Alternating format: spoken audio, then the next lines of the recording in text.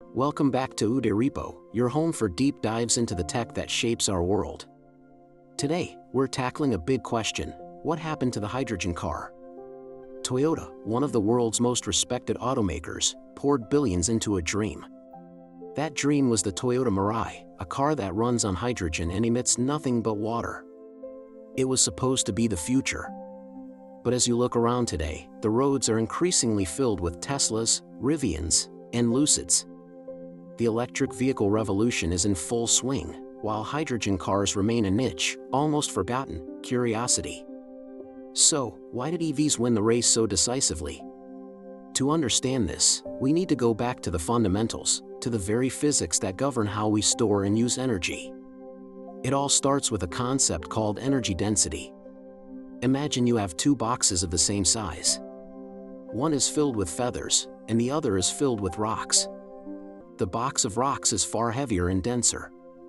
Energy works in a similar way. You want to pack as much go as possible into the smallest, lightest package. This is where hydrogen's first big problem appears. As a gas, hydrogen is incredibly light, the lightest element in the universe, in fact. This sounds great, but it means that in its natural state, it takes up a massive amount of space. To make it practical for a car, you can't just have a giant, low-pressure balloon of hydrogen. You have to compress it. A lot. The Toyota Mirai stores hydrogen at an astonishing 10,000 pounds per square inch, SI. Think about that for a second. The air in your car's tires is around 35 psi. The Mirai's tanks have to withstand pressure nearly 300 times greater than that. This requires incredibly strong, thick, and expensive carbon fiber-wrapped tanks.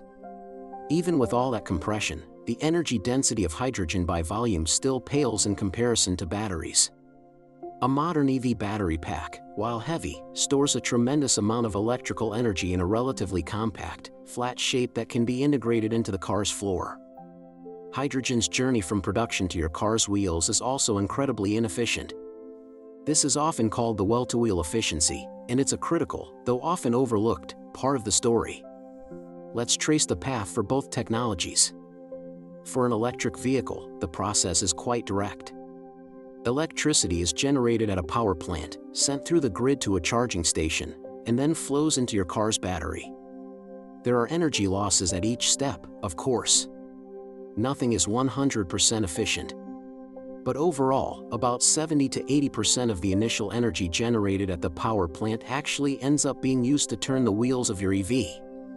Now, let's look at hydrogen. The most common way to produce green hydrogen today is through a process called electrolysis. You take water, H2O, and run a powerful electric current through it to split it into hydrogen and oxygen. Right away, you've lost about 30% of your initial electrical energy just to create the hydrogen. But it doesn't stop there. You then have to take that hydrogen gas, compress it to 10,000 psi, which requires even more energy. Then, you have to transport that highly compressed gas in special trucks to a fueling station. More energy is used.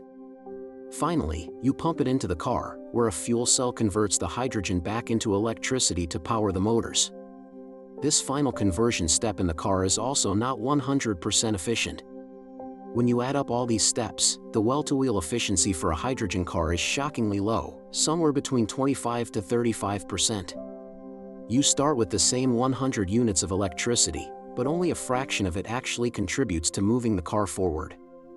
From a pure physics and energy conservation standpoint, it's like taking the long, winding, scenic route with lots of detours, while the EV takes the direct highway. The end result is that it takes far more energy to power a hydrogen car for the same distance compared to an EV. Beyond the physics, there's the massive practical problem of infrastructure. This might be the single biggest nail in the hydrogen car's coffin. To power a nation of electric cars, we need charging stations. The beauty of this is that the fundamental infrastructure, the electrical grid, already exists. It's everywhere. In our homes, offices, and lining our streets.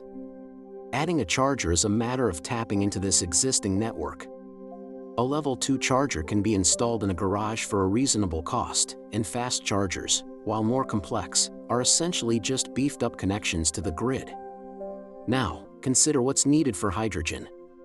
You can't just tap into a hydrogen pipeline because, for the most part, they don't exist. You have to build an entirely new, parallel distribution network from scratch.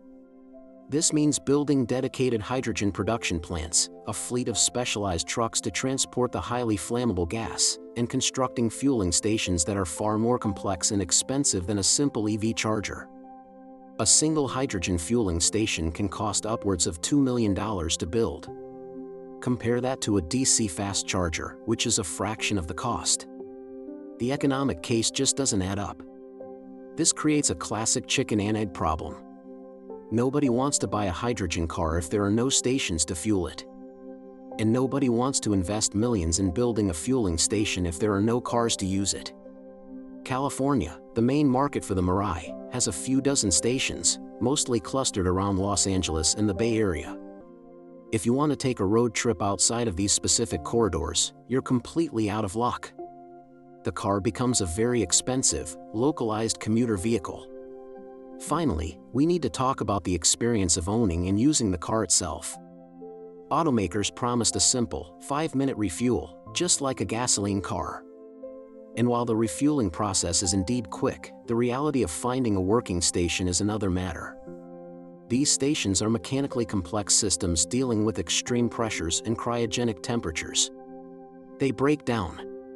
It's not uncommon for hydrogen car owners to drive to a station only to find it offline or out of fuel. Imagine the frustration of having to check an app every time you need to refuel, hoping the one station within a 20-mile radius is actually operational.